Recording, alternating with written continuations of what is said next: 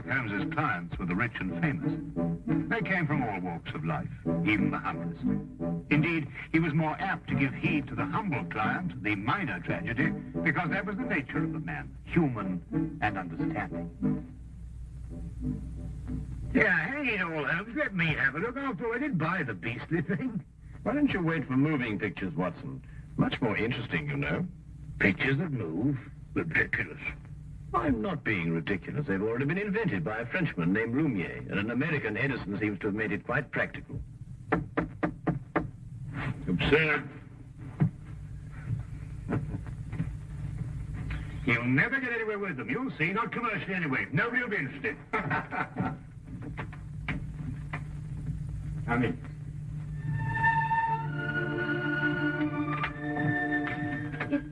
It's Mr. Sherlock Holmes in, please, sir. Yes, he is. I'd like to see him if you'll speak to me, please, sir. Of course he will.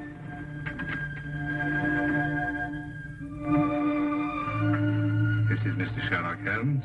I'm Dr. Watson. Miss... Mrs. Hooper. Oh, come now, my dear. It's not as bad as that. It's Billy. My husband. He's dead. Oh, my dear. Here, come and sit down and tell us about it. Get a cup of tea, Watson. They say he hanged himself, sir, 3 days ago in a hotel in Glasgow. Oh, yes, I remember. William Hooper, a traveling salesman with Whipple Brothers, I believe. Yes, sir. Brooms and brushes. He was on his last job for the firm. They were letting him go. Yes, sir, but Billy would have found another job. He wasn't afraid to work. Of course he wasn't. He didn't hang himself, sir. He didn't. Jessie, I believe you have a baby. Yes, sir. 6 months old. Is there any insurance? Yes, sir, but they say because Billy hanged himself. The policy won't be paid. Tell me, Jessie, when did you last see Billy? On the day he went out to Glasgow, on the train. I went out part of the way with him to Doncaster. To cheer him up, I take it. Yes, sir. He was so upset about losing his job, about it being his last trip for Whipples. Yes, of course, I understand. Was he in a more cheerful frame of mind when you left the train at Doncaster? Oh, yes, sir. We had ever such a jolly time. There was a gentleman in the compartment who was so funny he kept us in stitches. When he laughed, you just couldn't help laughing with him. I see. Was there anyone who might have benefited by his death? No, sir. No one at all. Was he a native of London? No, sir. He came from Export. That's a little village in Cornwall. I see. Well, I can't promise anything, Mrs. Hooper, but I'll certainly do my best. Now, where can I get in touch with you? Number 26, Western Lane. And sir, there's something I must tell you. Yes, Jessie? I'm not very well off, and what with the expenses of the baby and... Never mind. There's no fee. Oh, thank you, sir.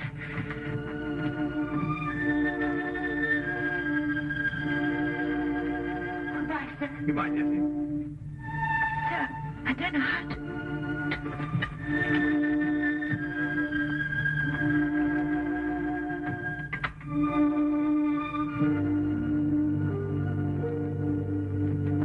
Holmes, how did you know so much about William Hooper? I read about it in the papers, Watson. One of those domestic tragedies that become buried in the back page.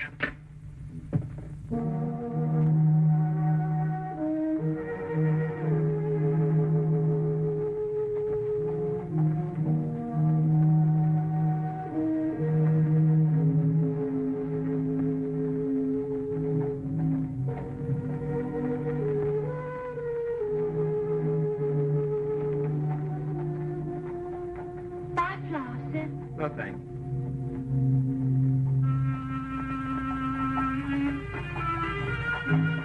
Flowers, sir. Flowers for your missus. Got any stingy nettles?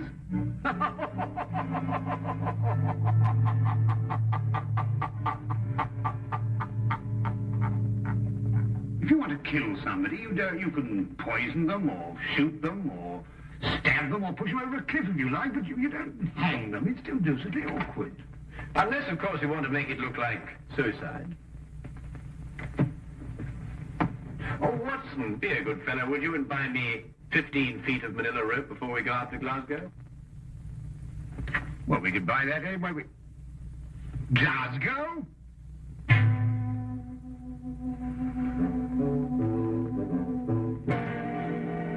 You know, Mr. Holmes, I'm only allowing you to see this rope because my cousin, Inspector Lestrade, asked me to. He tells me you've been a wee thing useful to him down there in London from time to time. Well, that's very kind of you to say so, Inspector McDougal. I'm sure that your cousin would appreciate that. Well, there it is. Nothing but an ordinary rope. Nothing unusual about it at all. Well, it's an efficient knot. Which anyone could have tied. And you're quite convinced that Billy Hooper hanged himself with it, eh? Well, he put the rope round his neck, stood in a chair, and then kicked the chair from under him. But first slinging the rope over a ceiling beam and tying it to a bedpost, eh? Aye. Have you examined the rope with a glass, Inspector? Glass, Mr. Holmes. In Glasgow, we have another use, a more practical use for a glass. To put a wee drop in, you can. Oh, yes, yes. Then you'll find this glass a wee bit different, Inspector. It helps you to see things more clearly. Just what am I supposed to see with this? That the fibers on the rope that were slung over the beam point towards the noose. Yeah, I can see which way they point, but I can't see the point of them. Ah, well. You will, Inspector. Now I should like to have a look at Billy Hooper's shoes and the room in which he was supposed to have hanged himself. Mr. Holmes, I'm beginning to have a great deal of sympathy for my cousin, Inspector Lestrade, to say nothing of the entire London police force.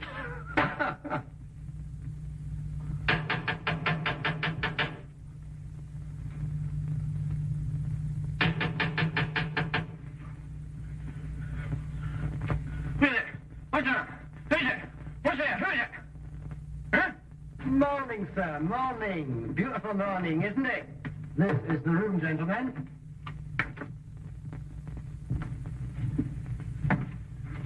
This is the beam, I presume, over which the rope was slung. And this is the bedpost the laddie tied the rope to. Interesting. Just a little routine detection, sir. Why don't you go back to sleep?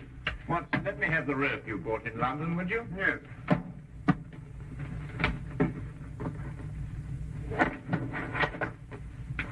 Thank you.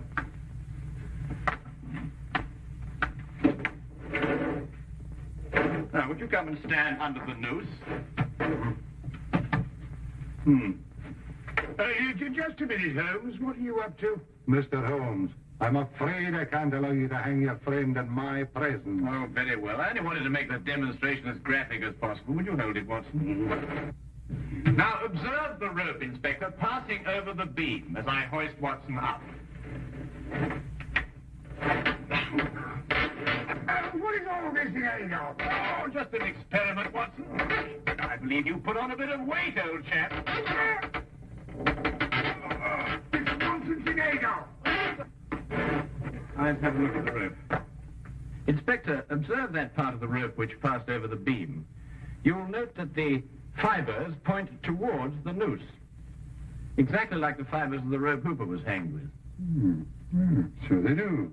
But if he had hanged himself by kicking the chair from under him, his body dropping down would have caused the fibers to bend in the opposite direction, away from the noose. I've got it, Holmes. And because the fibers bend towards the noose, therefore, Hooper must have been pulled upwards. And since he obviously didn't pull himself up, someone else must have. And that is murder. Murder? What are you talking about? The late William Hooper, sir. Mr. Holmes here, by a brilliant feat of detection, has just proved conclusively that he was hanged here, in this very room. Hanged in this very room? Let me go in.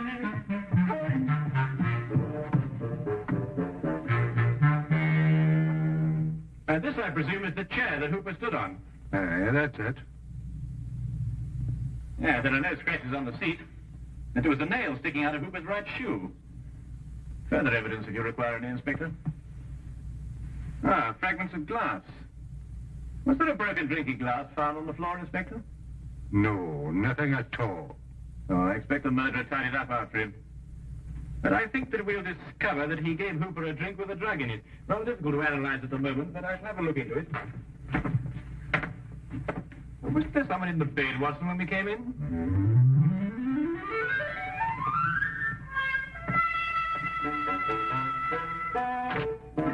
John Carver, 28 Minute Road, Birmingham. Henry Hampton, 76 Casket. 76 Casket Lane? Do you recall Hampton? Hampton. Yes, I remember a salesman, I believe. Stayed just the one night. Not one of our regulars. Did you notice anything in particular about him? No. Yes, he limped. That's right, he limped. He limped, did he? That will prove useful. Thank you.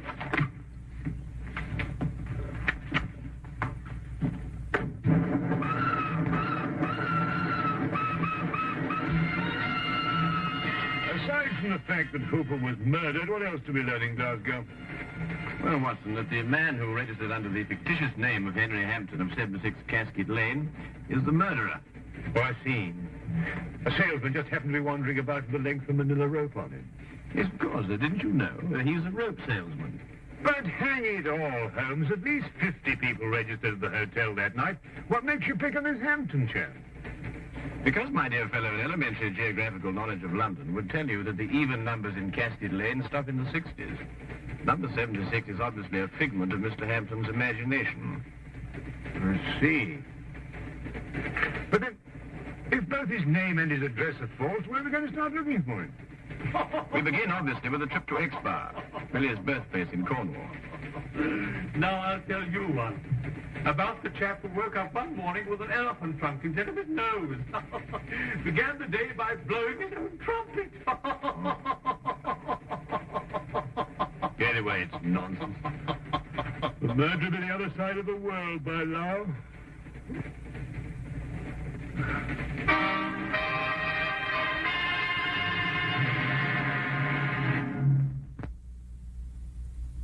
And now we return to the case of the Jolly Hangman.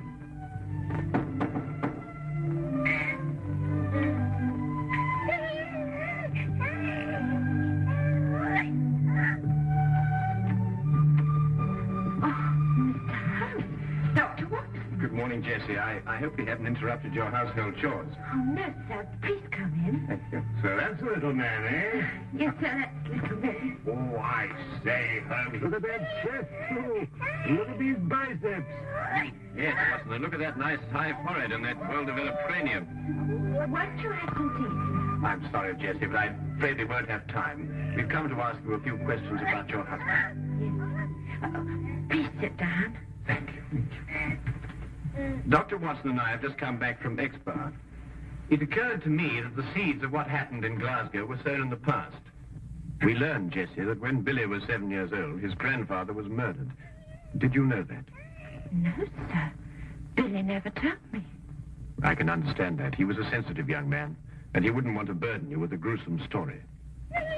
What happened, sir? Well, at that time, Billy was living alone with his grandfather on an isolated farm. One night, the old man gave shelter to a stranger. The following morning, Billy's grandfather was found murdered, and Billy was discovered incoherent with fear, hiding in a shed. The murderer was never identified. The only thing that Billy could tell the police was that the man lived. Exactly, Watson. However, years passed. The murderer felt comparatively safe. There was only one person in the world who could identify him. The man who once had been that 7-year-old boy. And he probably thought the little boy'd forget anyway. But the little boy didn't forget. The memory remained here, dormant for many years, until it was reawakened in Glasgow. Oh, that window. If it was dark, don't it always dropping shut like that? Billy was going to fix it. In Glasgow, sir? Yes, where he encountered the murderer. The memory began to stir, perhaps awakened by that limp. And the murderer began to realize that sooner or later, Billy would remember and identify him. Now I understand. Understand what? Billy's nightmares. Oh, such frightful ones he'd always have. Moaning something about a hobble. Of course, a hobble, a limp. But he could never remember what the nightmares were about. Did Billy ever mention meeting a man who limped? No, sir, never. Then I believe, Watson, we can conclude that Billy had never met the man before the chance encounter in Glasgow. Oh, I'm sure he hadn't, sir. So the signs still point to our mysterious Mr. Hampton. Who's Mr. Hampton, sir? A gentleman I very much wish to lay my hands on. And I will. You may be sure of that, Jesse. My feet are killing me. How many more of these companies have you got to see? Oh, chin up, old chap, only about a dozen or so. Well, can't we cover them in a hansom? What? A hansom cab on a beautiful day like this? Oh, don't be silly.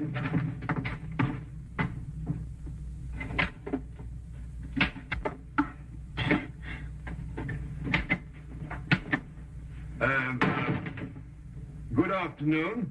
Do you use a colon or a semicolon after, dear sir? Oh, colon, miss. Now, come along, Holmes. You know better than that. A semicolon, young lady. I can't find either. Tell me, is your sales manager in? A sales manager? That'd be Mr. Thornton, wouldn't it? Or Mr. Baxter? Yes, Mr. Baxter. Did you have an appointment with him? No. Must we have one? I don't know. I'll ask him.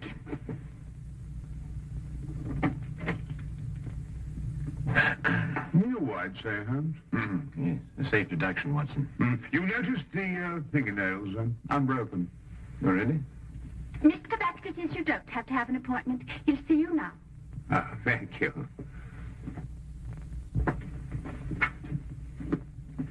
Good afternoon, gentlemen. Good afternoon. And what may I do for you? Good afternoon. My name is Dr. Watson, and this is Mr. Sherlock Holmes. Sherlock Holmes, eh? Oh, this is an honor. Not here to arrest anyone, though, I hope. Would it be an imposition to ask for your salesman's itinerary during, let's say, the last few weeks? The cities they've covered? No sooner asked than done, as the genie said.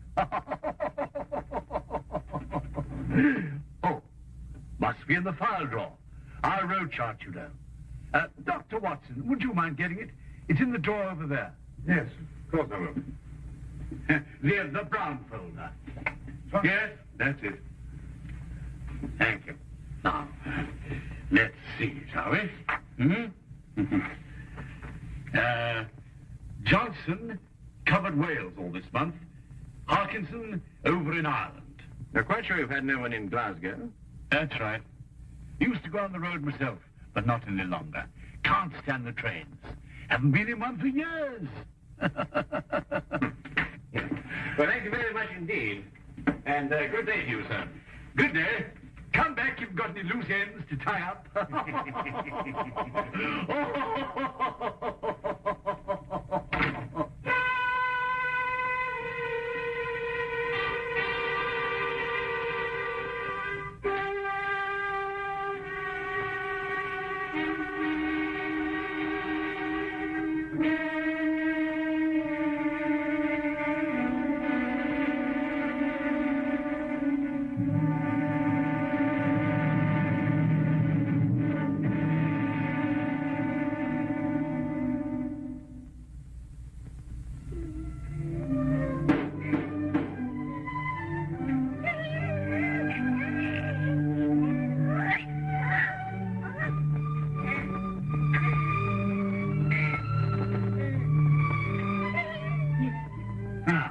Afternoon, Mrs. Hooper.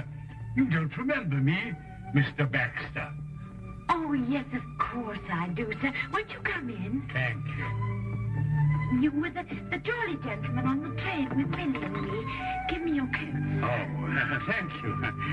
I've come to offer you my deepest sympathy. Yes, sir. Oh, a tragedy, a tragedy. He was a fine boy. Yes. Oh, there. Come now, little lady. There's always a ray of sunshine somewhere. Ah, there it is.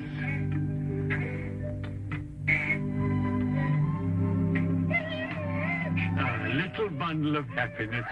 A joy and blessing for you. You'll always have...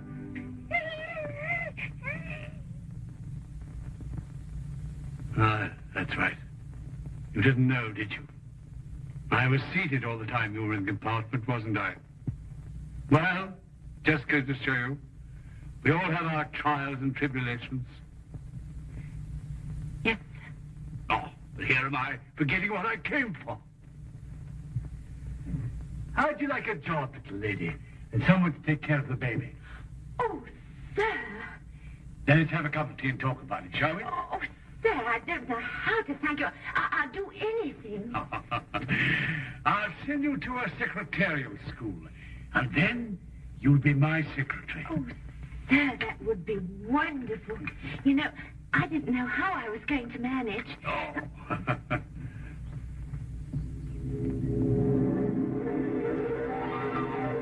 Take sugar, sir. Huh? Oh, no, thank you. Looking at you is sugar enough for me.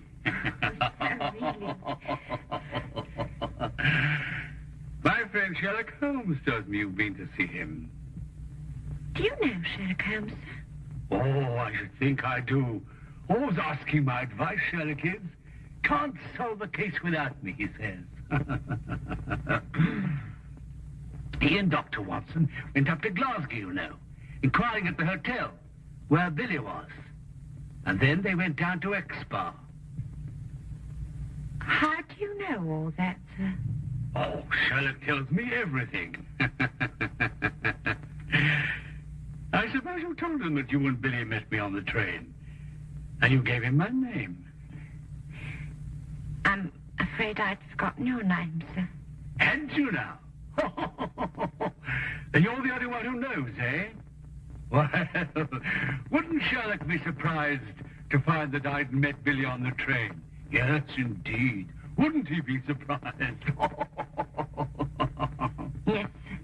Now, bring up your tea, and we'll talk about your new job. Huh?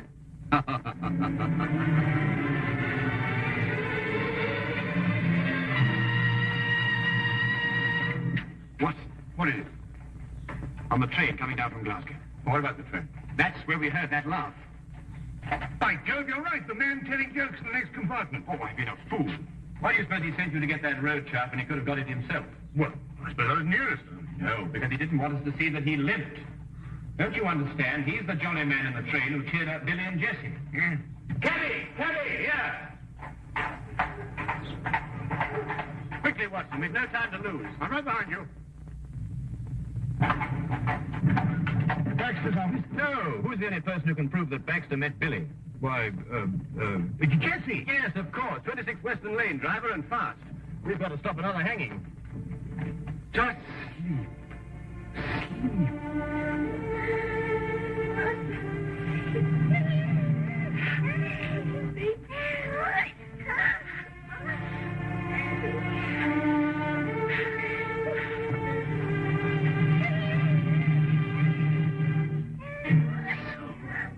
You had to go to Sherlock Holmes, eh? Couldn't leave well alone, could you? You're just like your husband in that. He couldn't let sleeping dogs lie either. The way he looked when he saw me walk out of the train at Glasgow. Well, maybe he wouldn't have remembered my limp from that night, and maybe he would. No point in taking chances. I don't believe in taking chances. Mrs. Hooper? Mrs. Hooper! It's Sherlock Holmes. Open the door. Mrs. Hooper! Jessie, it's Sherlock Holmes. Open the door. Jessie, open the door. All right, Watson, break it down.